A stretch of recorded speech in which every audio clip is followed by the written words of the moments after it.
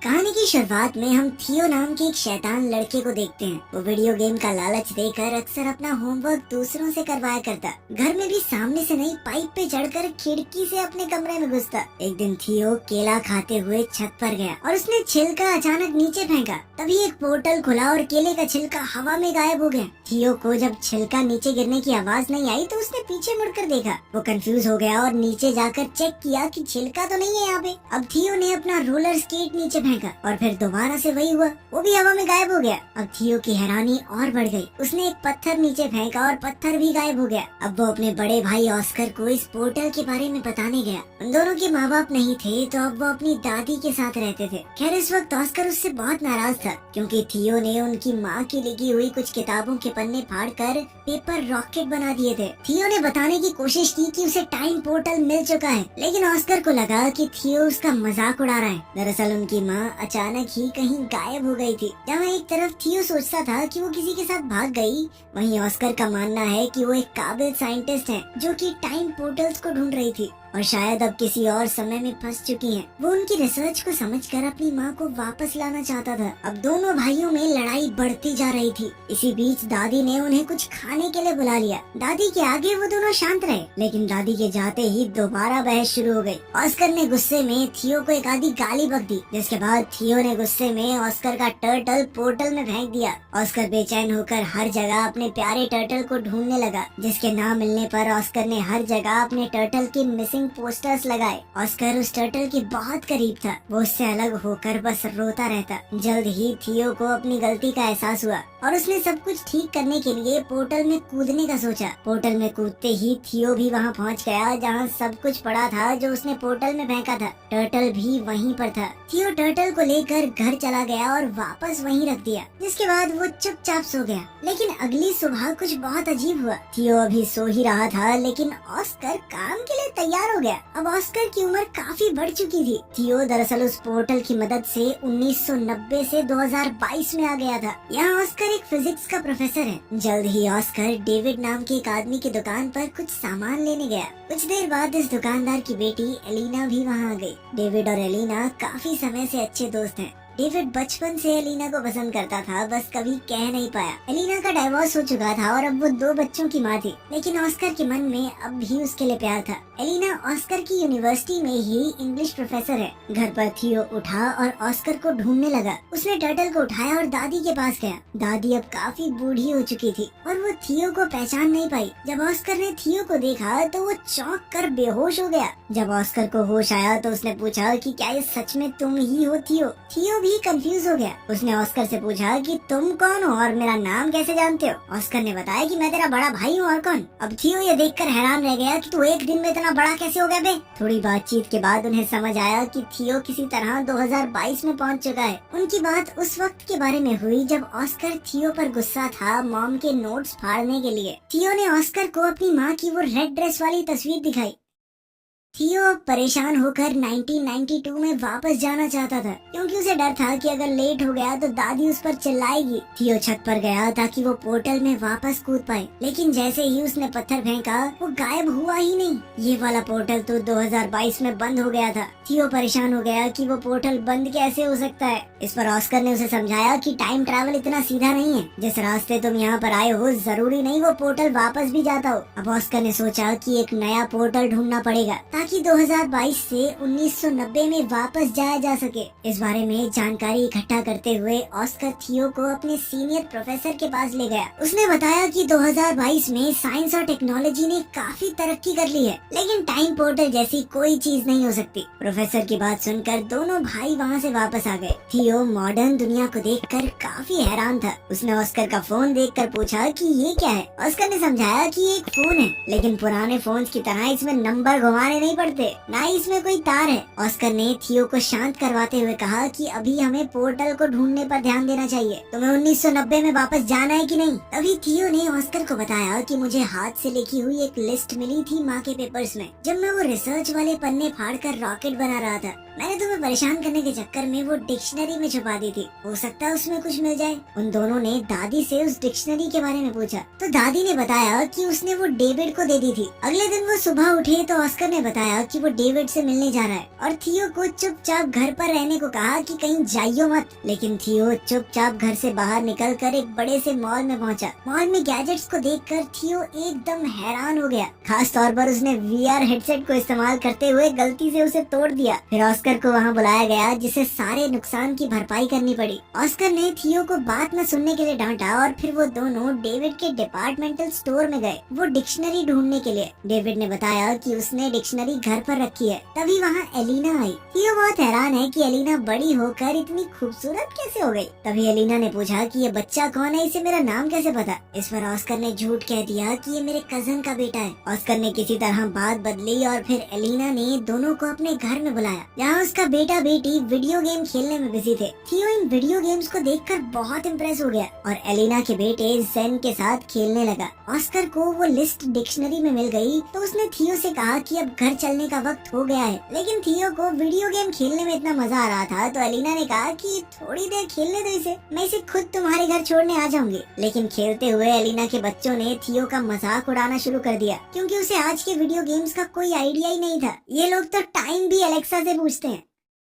वापस जाकर थियो और ऑस्कर काम पर लग गए। छत पर जाकर ऑस्कर ने बताया कि लिस्ट में अलग अलग पोर्टल्स की जगह बता रखी है। इन दोनों ने बताई हुई जगहों पर चीजें फेंक कर टाइम पोर्टल्स को ढूंढने की कोशिश की लेकिन कुछ नहीं मिला। ऑस्कर को लगा उसने कैलकुलेशंस में कुछ गलती की है और वो दोबारा से कैलकुलेशंस करने लग गया। इस दौरान थियो उससे पूछने लगा कि तुम हमेशा अकेले क्यों रहते हो और कोई दोस्त वगैरह नहीं है तुम्हारा, और खासकर एलिना को अपनी फीलिंग्स क्यों नहीं बताई आज तक। ऑस्कर ने कैलकुलेशंस करते हुए जवाब दिया कि भले ही एलिना का डिवोर्स हो गया है लेकिन मुझे नहीं लगता हमारे बीच में बात बन सकती है। बिना ऑस्कर को बताए थियो ने ऑस्कर के फोन से मैसेज करके डेविड, एलिना और एलिना के बच्चों को घर पर डिनर के लिए बुला लिया। जब ये लोग दरवाजे पर आए तो ऑस्कर सबको देखकर चौंक गया। थियो ने बताया कि मैंने सबको फोन करके बताया और ऑस्कर उसकी शैतानी समझ गया। उनकी इस मुलाकात में ऑस्कर और एलिना एक दूसरे के करीब आ गए और अगले दिन एलिना थियो को शॉपिंग भी करवाने ले गई, उसे नए कपड़े दिलवाने। ट्रायल रूम में थियो हमेशा की तरह फुटबॉल की मजाकिया कमेंट्री कर रहा था। उसकी ये हरकत एलिना को याद आ गई और वो पहचान गई कि ये ऑस्कर का छोटा भाई थियो है। उसने थियो को गले लगाया और पूछा कि इतने साल गायब होने के बाद भी तुम्हारी उम्र क्यों नहीं बढ़ी। थियो ने बताया कि मैं एक टाइम पोर्टल में कूद गया था जिसकी मदद से वो सीधा 1990 से यहाँ पहुँच गया 2022 में। एलिना को विश्वास तो नहीं हो रहा था लेकिन उसके सामने जीता जागता सबूत था। एलिना ने कंफर्म करने के लिए ऑस्कर से पूछा। ऑस्कर ने पत्थर को छत से नीचे फेंका और इस बार पत्थर उछलकर ऊपर आ गया जिससे पता चला कि टाइम पोर्टल वहाँ है। ऑस्कर ने समझाया कि टाइम पोर्टल 3 तरह के होते हैं। पहली तरह के पोर्टल से सीधा ट्रैवल किया जा सकता है एक समय से दूसरे समय में। दूसरी जगह का पोर्टल पता नहीं आपको कहाँ ले जाकर पटक दे। और तीसरी तरह का पोर्टल बहुत खतरनाक होता है क्योंकि वहाँ से बाहर नहीं निकला जा सकता। थियो पहली तरह के पोर्टल का इस्तेमाल करके 2022 में पहुंचा है और अब उन्हें सही पोर्टल ढूंढना होगा जिससे थियो को वापस 1990 में भेजा जा सके। अब इन लोगों ने रोजाना रिसर्च करना शुरू कर दिया और एलिना का रोज वहां आना ऑस्कर को अच्छा लगने लगा। वो अकेले में खुशी से नाचने लगा। अब दोनों ने मिलकर सही पोर्टल ढूंढना शुरू किया। एलिना थियो को वापस 1990 में भेजकर कुछ ज्यादा खुश नहीं थी क्योंकि बीते हुए कल को बदलने से शायद उनका फ्यूचर भी बदल जाए। हो सकता है उसके बच्चे कभी पैदा ही ना हो। वो अपने बच्चों से बहुत प्यार करती थी लेकिन ऑस्कर ने उसे वादा किया कि थियो के वापस जाने से तुम्हारी जिंदगी पर कोई असर नहीं होगा। वो पूरी कोशिश करेगा कि एलिना की जिंदगी के साथ कोई छेड़छाड़ ना हो। अब वो लोग सोच में पड़ गए कि किस तरह ऐसा कुछ किया जाए कि दोनों टाइमलाइन जैसी हैं वैसी ही रहें। अब थियो ने दिमाग लगाया और अपनी माँ के लिखे हुए कोऑर्डिनेट्स को क्रैक करने के लिए उसने एलिना के बच्चों की मदद ली क्योंकि अगर वो उनकी मदद से बीते हुए कल में जाएगा तो ये पक्का हो जाएगा कि वो फ्यूचर में पैदा होंगे क्योंकि अगर वो ना होते तो वो कभी पास्ट में पहुंच ही ना पाता।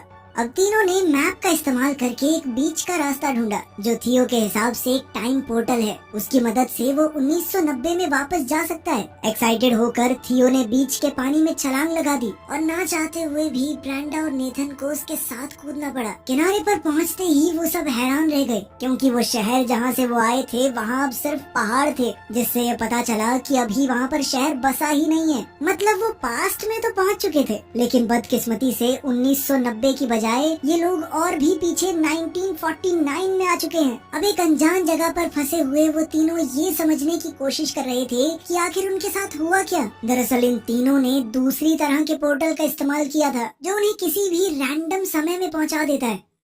वहीं 2022 में परेशान एलेना ने ऑस्कर को फोन करके बताया कि थियो और दोनों बच्चे गायब हैं। ऑस्कर ने बताया कि शायद उन्हें 1990 वाला पोर्टल मिल गया है और अब ऑस्कर और एलेना को भी उन्हें वापस लाने के लिए वहां जाना होगा। 1949 में इन तीनों के पास ना तो पैसे हैं, यहाँ पर उनका फोन भी काम नहीं कर रहा और तो और अब तीनों बच्चे भूख से भी परेशान थे। तभी ब्रेंडा और नेथन ने दिमाग लगाया कि हम अपने गैजेट्स का इस्तेमाल करके एक mind reading magic show perform कर सकते हैं। नेथन थोड़ा दूरी पर बैठ गया और ब्रेंडा ने अपनी आंखें बंद कर ली। थियो एक बोर्ड पर नाम लिखकर सामने खड़ा हो गया। अब वायरलेस ईयरफोन्स का इस्तेमाल करके नेथन ने नाम पढ़कर ब्रेंडा को बताया और लोगों को लगा कि ये जादू है। लड़की बिना देखे नाम कैसे बता रही है, इसके पास जरूर कोई शक्तियाँ हैं। ऑडियंस बहुत खुश हुई और सब तालियां बजाने लगे। इससे उनके पास पैसे तो आ गए, लेकिन जल्द ही पुलिस ने ये सब देख लिया। पब्लिक में बिना परमिशन ऐसा कुछ काम करने की मनाही थी। थियो ने जैसे ही पुलिस को आते देखा, उसने अपने साथियों को वहाँ से भागने का इशारा किया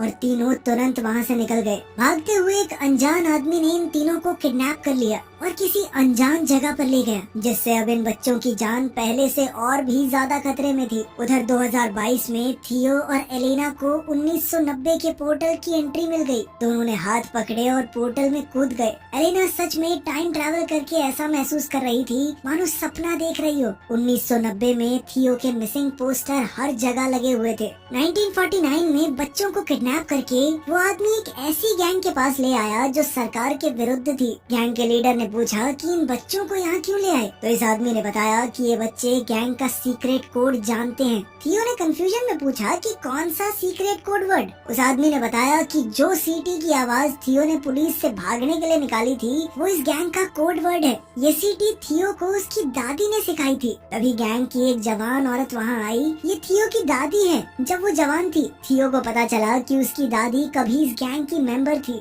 यहीं से उन्होंने वो सीटी बजानी सीखी है और उनसे थियो ने किसी को बताया नहीं कि ये उसकी दादी है, क्योंकि सब उसे पागल समझते। लेकिन वो इस औरत के गले लग गया। ये गैंग गवर्नमेंट के खिलाफ है, लेकिन लोगों की भलाई के लिए काम करती है और उनका इन बच्चों को कोई नुकसान पहुंचाने का इरादा नहीं था। इसीलिए वो तीनों अभी के लिए वहाँ सेफ हैं। दूसरी तरफ 1990 में ऑस्कर और एलेना बच्चों को ऑस्कर के घर में ढूंढ रहे थे, लेकिन वहाँ तो कोई भी नहीं था। अचानक उन्हें किसी की आवाज आई और दोनों कबर्ड में छुप गए। ये छोटा ऑस्कर है जो थियो के खो जाने के दुख में रो रहा है। फ्यूचर से आए ऑस्कर को ये देखकर बहुत दुख हुआ।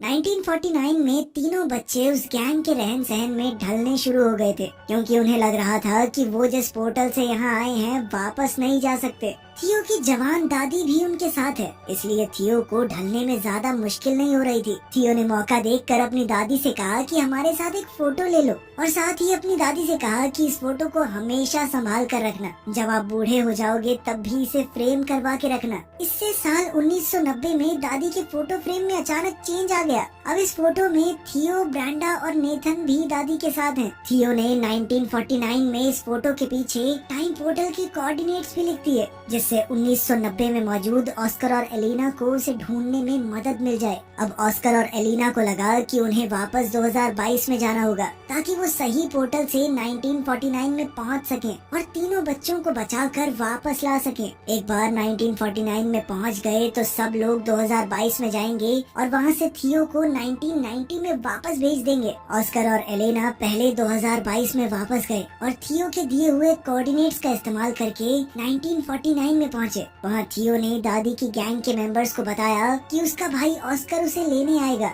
इसलिए दो लोग पहले ही वहाँ खड़े थे। दादी की सिखाई हुई सीटी जब इन लोगों ने बताई तो उसका रिस्पॉन्स ऑस्कर ने वैसी ही सीटी बजा कर दिया, जिसके बाद ऑस्कर और एलेना को दादी की गैंग के पास ले जाया गया। एलेना अपने बच्चों को ठीक हालत में देखकर बहुत खुश हुई, लेकिन थियो अब वापस नहीं जाना चाहता था। उसे अब 1949 में ही अच्छा लग रहा था। ऑस्कर को ये सुनकर बहुत बुरा लगा। उसने थियो से कहा कि माना भाई हम दोनों लड़ते हैं, लेकिन इसका मतलब ये तो नहीं कि एक दूसरे से प्यार नहीं करते। वो नहीं चाहता उसका छोटा भाई उसे छोड़कर चला जाए। ऑस्कर ने कहा कि तेरे जाने के बाद मैं कितना समय तुझे याद कर करके रोया हूँ, तू सोच भी नहीं सकता। तभी वहाँ उनकी यंग दादी आ गई। ऑस्कर उसे देखकर हैरान था, लेकिन कुछ बोला नहीं। अब इन सबको 2022 में वापस जाने का टाइम पोर्टल ढूंढना है, इसलिए गैंग का एक आदमी उन्हें गाड़ी में छोड़ने जा रहा था। ये आदमी और कोई नहीं बल्कि ऑस्कर और थियो के दादाजी हैं। जल्द ही उन्हें 2022 में वापस जाने का पोर्टल मिल गया और अब ऑस्कर ने थियो को वापस 1990 में भेजने की तैयारी कर ली।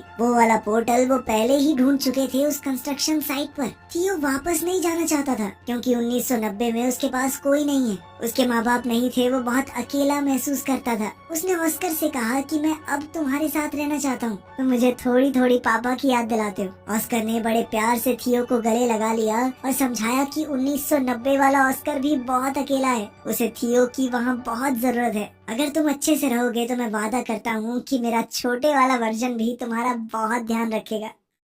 ना चाहते हुए भी थियो 1990 में चला गया, जहाँ उसके वापस आने से ऑस्कर की खुशी का ठिकाना ही नहीं रहा और उसकी दादी ने भी उसे बहुत प्यार किया। जब थियो से पूछा गया कि वो कहाँ था, तो उसने दादी को एक झूठी कहानी सुना दी कि उसे एक गैंग ने किडनैप कर लिया था। थियो के जाने से परेशान और कंफ्यूज्ड अब ऑस्कर भी इस बात पर भरोसा करने लगा कि शायद उनकी माँ सच में उन्हें छोड़कर चली गई है और फ्रस्ट्रेट होकर माँ की किताबों को उसने फेंकना शुरू कर दिया। लेकिन थियो ने वहाँ आकर अपने टाइम ट्रैवल की पूरी कहानी ऑस्कर को बताई। उसने ऑस्कर को 2022 का फोन भी दिखाया। ऑस्कर को उसकी कहानी पर पूरा भरोसा तो नहीं हुआ, लेकिन फोन देखने के बाद वो उसकी बात को झुकला भी नहीं पाया। दोनों भाइयों ने अब कभी भी टाइम पोर्टल का इस्तेमाल ना करने का फैसला किया और वर्तमान समय में खुश रहने का वादा भी। अब 2022 में दोनों भाई एक साथ हैं और जैसे ही घर की घंटी बजी, थियो ने ऑस्कर का मजाक उड़ाते हुए कहा कि तुम्हारी गर्लफ्रेंड एलेना आई होगी। थियो ने ऑस्कर से कहा कि अब तो अपने मन की बात बता दे, उसे डाइवोर्स भी हो गया उसका।